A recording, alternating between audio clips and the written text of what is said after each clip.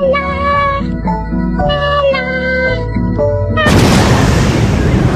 am here. Hey guys, it's Alpaca. Like many of you watching, I was absolutely obsessed with My Hero Academia in 2020.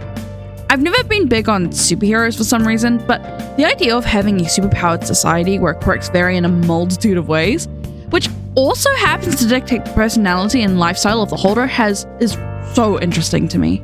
So of course, I had to make some OCs of my own. No, not like that. Though, no shame if you were, or are, into you mischiefing. I may even make a video on my experiences of it at some point. Speaking of OCs, please follow me on Art Fight! My birthday is July 15th and it'd be really cool to get some art. I also got 20% off my commissions until my birthday as well. These OCs were planned to be a whole class that had their own dynamics and situations to overcome. However, I was young, dumb, and naive and only managed to make about 3 characters and a couple half-baked ideas. This isn't including some of my old OCs that I converted into this world, which really only adds 3 to the roster. That being said, most of them were pretty cringe and haunt me in my dreams. But not today! Today I will be reimagining these old OCs so they will finally let me rest. Be sure to check out my VGen commissions if you like my art on Patreon for exclusive sneak peeks and your name in the credits! You may be asking, what was even the premise? Well, unlike my vampire story, which you should watch if you haven't already, there wasn't much story. It was very self-indulgent, to put it simply. This was more a collection of OCs that happened to go to a hero school. There was drama, there were quirks, but no actual conflict. If you took out the quirks, it was just a regular high school story. And I want to change that because what's the point in the superhero story where the powers don't matter? This video is going to be me reinventing the story and making the quirks a bigger part of society than it originally was. That being said, most of the character sections aren't going to be as detailed in story as my other videos, but that's why I decided to showcase 3 of my guys instead. And it is not eyelid! I need to stop yapping! Oh my god! If you want to see more of my OCs, please subscribe because I really love doing these videos, even if they take multiple months to release. Oops. And with that, let's get to the first of the 3. Kameron Bines, quirk, lycanthrope. Kameron, or Kam for short, is one of my old OCs I inserted into this universe after their initial creation. He was hastily designed for a month-long challenge called Kirotober back in 2019, and let's say he's had a couple changes since then. In his original design, his quirk was heavily based on Urza from Fairy Tail, where he was able to switch out different outfits depending on what they needed. Kam's quirk also bears resemblance to Deoxys, as these outfits were speed, attack, and defense forms, as said by my friends. After Hirotoba, Kam went into a limbo of OCs, but found some use again when I started role-playing with my friends. Then my Hero Academia phase came about, and slowly but surely, Kam started to change. From quirk to appearance and even gender. They're basically 2 different OCs, but I love him all the same. With that context, let's actually explore him. Kam is the protagonist, but instead of being a Deku, he's more a Bakugo, so to say. He's brash, arrogant, but unfortunately incredibly great at using his quirk. His journey over the story is about him discovering what it means to be a hero. After being admitted into the top hero school on the continent, Kam struggles with no longer being the strongest in the room, especially when he discovers his quirk is a bit more than he thought. Originally, Kam's quirk was thought to be lycanthrope, which, despite the name, doesn't mean he turns full werewolf. More on that later. But regardless, the drawback for his quirk is that it's incredibly painful as he can feel his bones morph. That being said, most people would be deterred by having such a side effect, but Kam's always been too hot-headed to accept defeat. Before he developed his quirk, his favourite superhero in the entire world was Lycan, the werewolf hero. They were vigilante-turned heroes that kicked ass in the moonlight. Lycan praised hard work and strength whilst overcoming the stigma that you need an inherently strong quirk to be a hero. They were an inspiration for many young kids, especially those who hadn't had their quirks manifest or had supposedly weak ones. All Kam wanted was to be like them. They were mysterious, badass, and most importantly, strong. He wanted a quirk that made him even cooler and stronger. A quirk just like Lycan's. Until one day.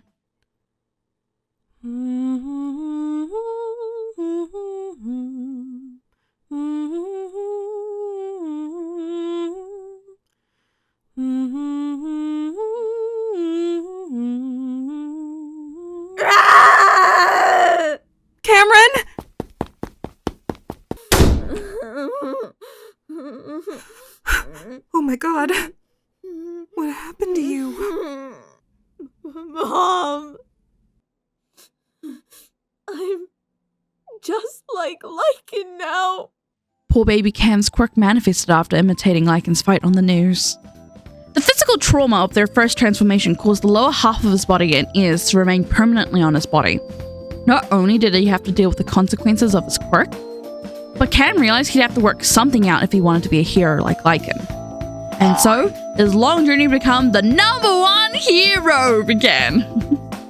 And I could go into more detail, but I'd rather skip to the future where he discovers his true quirk. Something I wanted to mention was that Kam wakes up at the crack ass of dawn just to train his quirk and improve his pain tolerance. No pain, no gain, they say. Context over. Let's talk about his development. Oh my god. What happened to you? The audience isn't subscribed to Alpaca, sir! The pain! Oh no! I bet if they hit that subscribe button, that you would be okay again. It's worth a shot. As there was no official name for this school yet, I will instead call it UA to stick with the fact that this world is a very non-subtle recreation of the My Hero Academia universe. Kam has obviously been accepted to UA, coming second overall in the rankings, being bested by another character I'll talk about today. And he is not happy.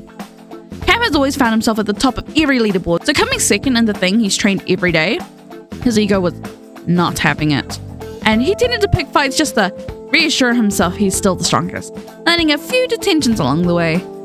He finds himself amongst 19 other students that I might get into one day. Like and subscribe if you want to hear more, or tell me about your own My Hero Academia OCs in the comments below. Normal school things happen, Kam is still a bitch, but is excelling as always, until they go on a hero training trip. Similar to the USJ arc, after a sudden villain attack, Kam finds himself falling off a tall building. In pure desperation, he tried to use his quirk and ends up turning his arms into huge wings.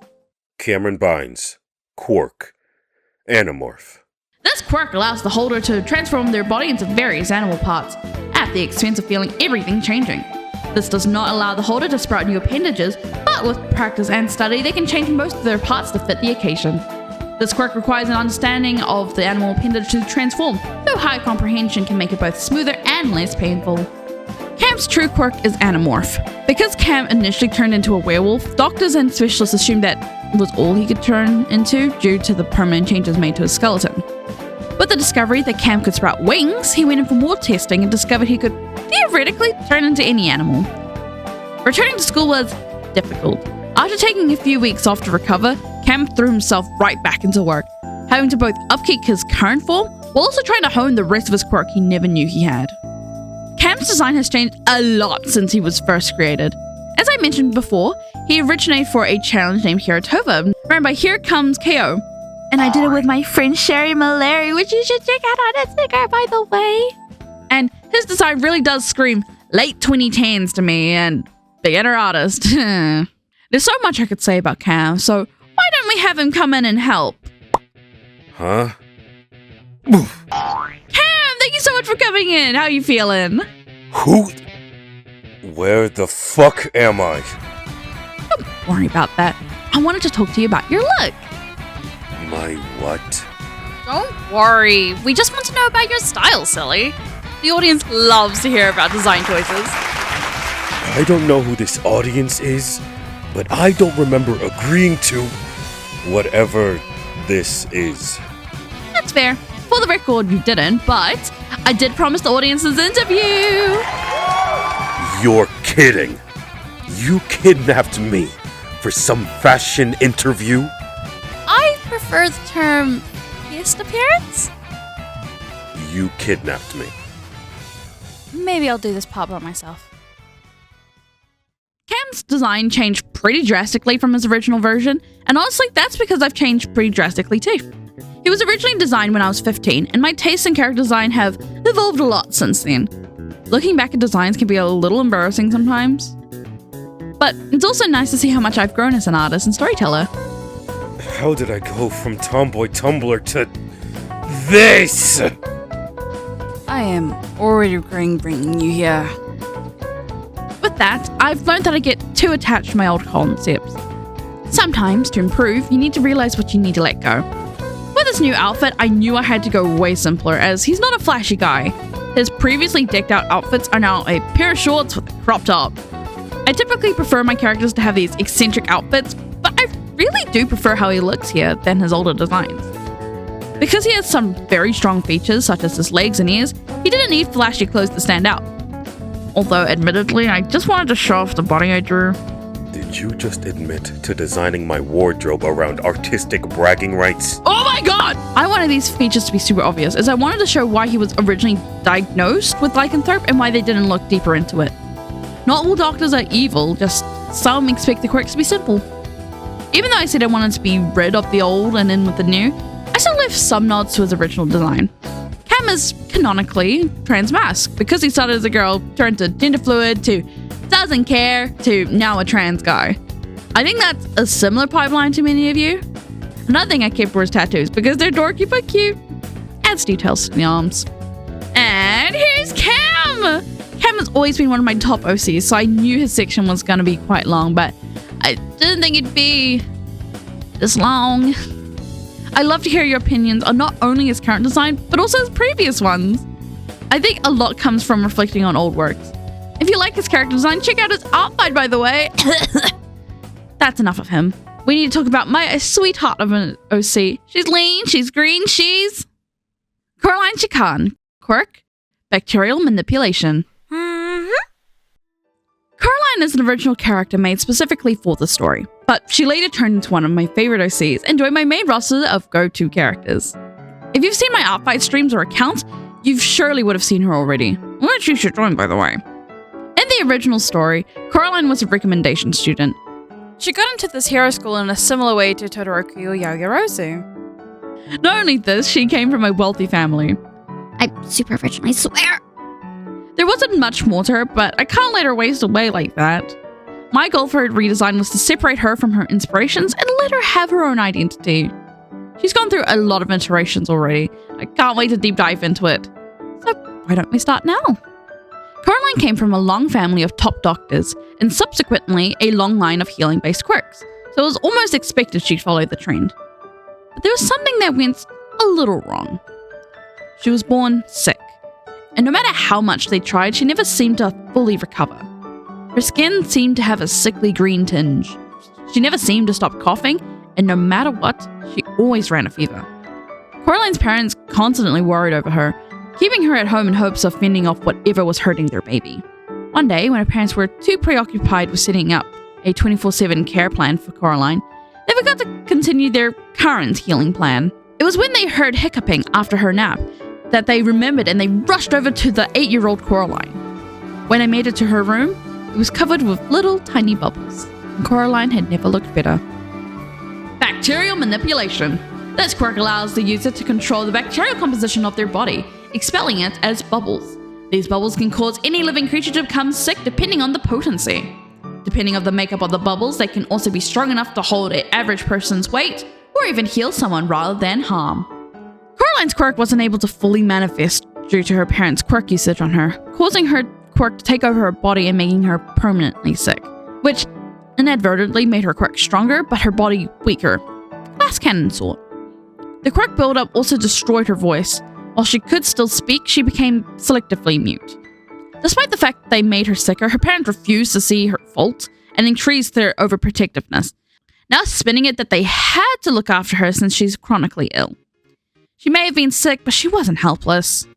To Coraline, the only solution she could think of was to show them she could still hold up her own.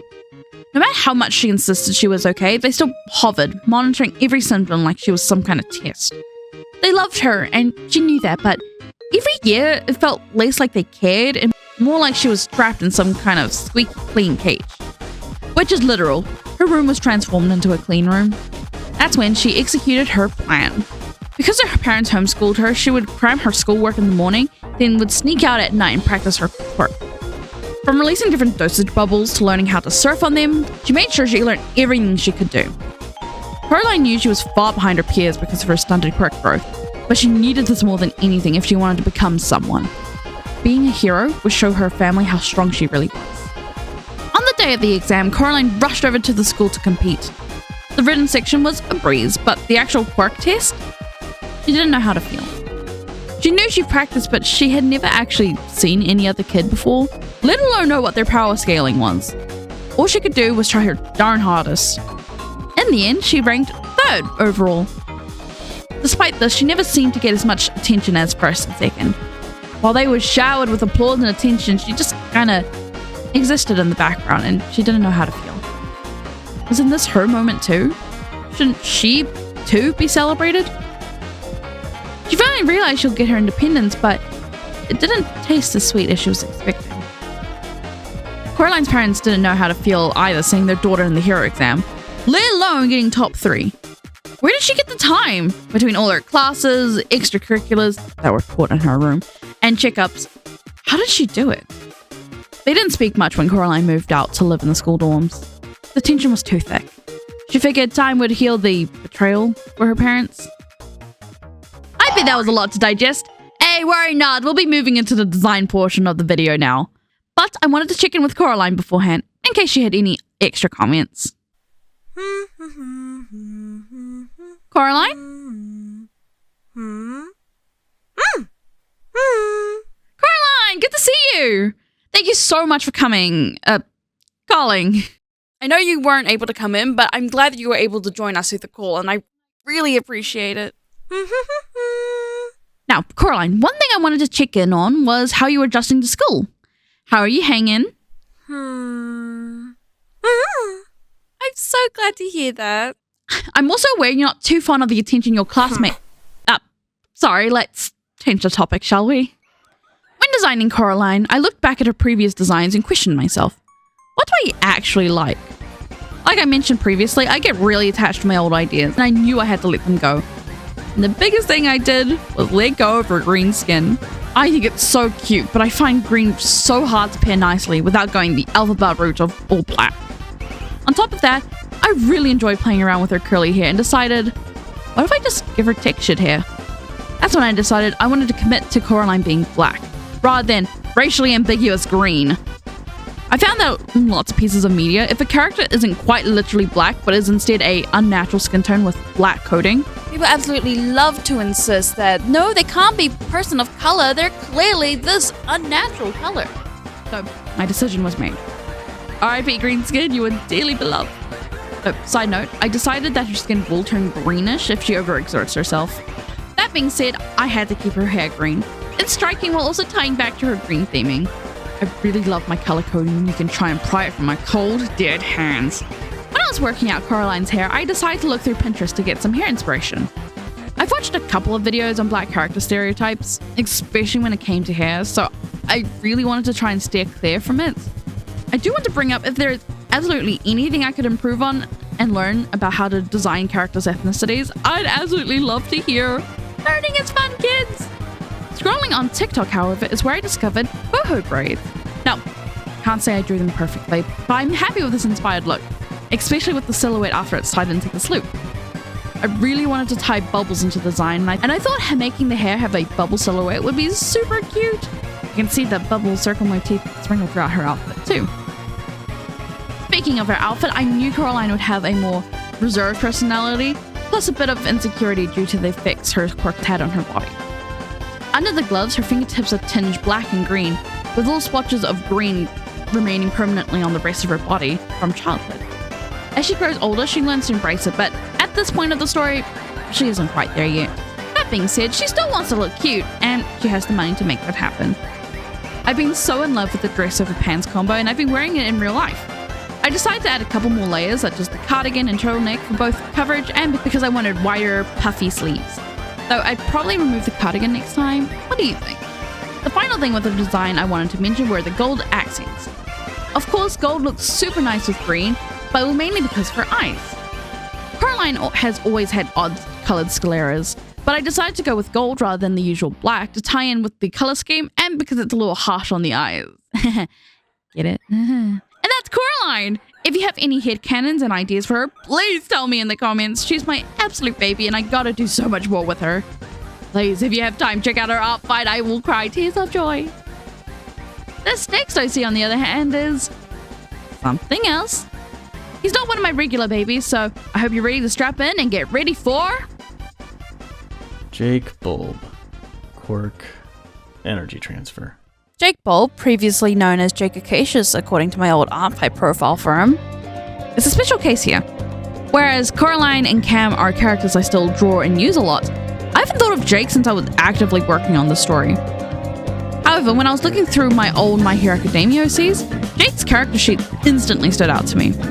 He was originally intended to be another recommendation student like Coraline, and that was about it for his character. That's a little something I'll mention soon. I knew I had to bring him back when I saw his old design and all my ideas I had for him flooded back. So why don't we start? Jake never had to try much.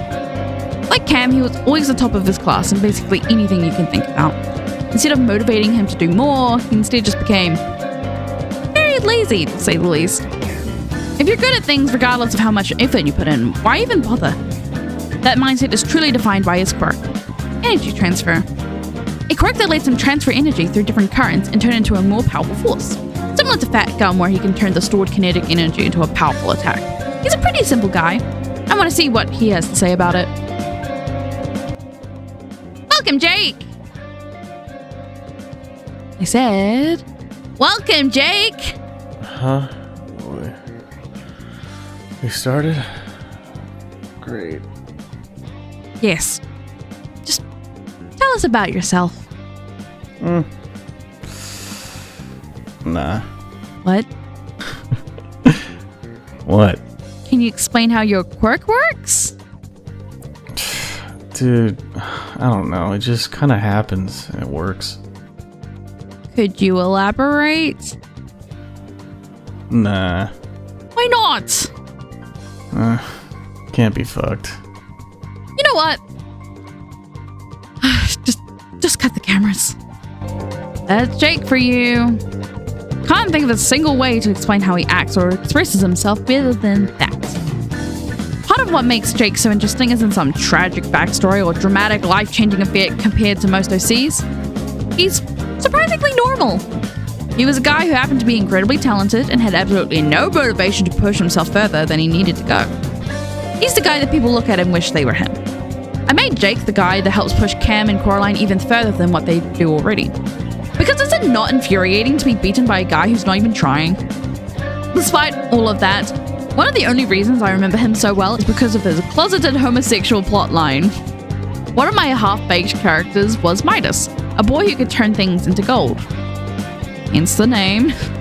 And the two boys had a bickering kind of relationship. Think of Keith and Lance from Voltron Legendary Defenders. Very one-sided at first. Of course, he's Keith and Midas is Lance. It wasn't until people started rumors that they were gay that Jake started to push Midas away in fear of judgment. Normally, Jake doesn't care about people's opinions, but for some reason, this really struck a nerve with him. He's a cool guy, always in control, yet being accused of having a thing with another guy, let alone Midas, wasn't sitting too well. If you want more on that plotline, let me know. This video is already too long. Oh my god. What's with me and Doom Jerry? I need to do my Doom Jerry next time, dang it. With how Jake is, you'd wonder why he'd even bother to apply for UA. Well, that's simple. He didn't want to work a 9 to 5. He figured if he's so good at using his quirk at a bare minimum, it'd probably be the easiest job for him to do. Well, true. Over the course of the story, I want Jake to slowly start caring more and more for being a hero. I really want to hear some of your guys' ideas of what caused the sudden shift in him. Villain attack, his closeted feelings, both. Please put them in the comments because I cannot make up my mind and you guys are way smarter than me sometimes. Rather than heroism being just another easy thing in life, he learns to find some meaning without simply cruising by. He joins a trio with Kam and Coraline as the top 3 students, and they all help each other regain something they had once lost: their value, independence, and motivation. I really do love Jake and his normalcy. Back in school, I was always jealous of these boys in my classes because they were both smart and athletic, and I wanted to channel that energy into my own OC. A coping mechanism, you can say. I find that it's fun to have characters that are just normal, not full of trauma or horrible events.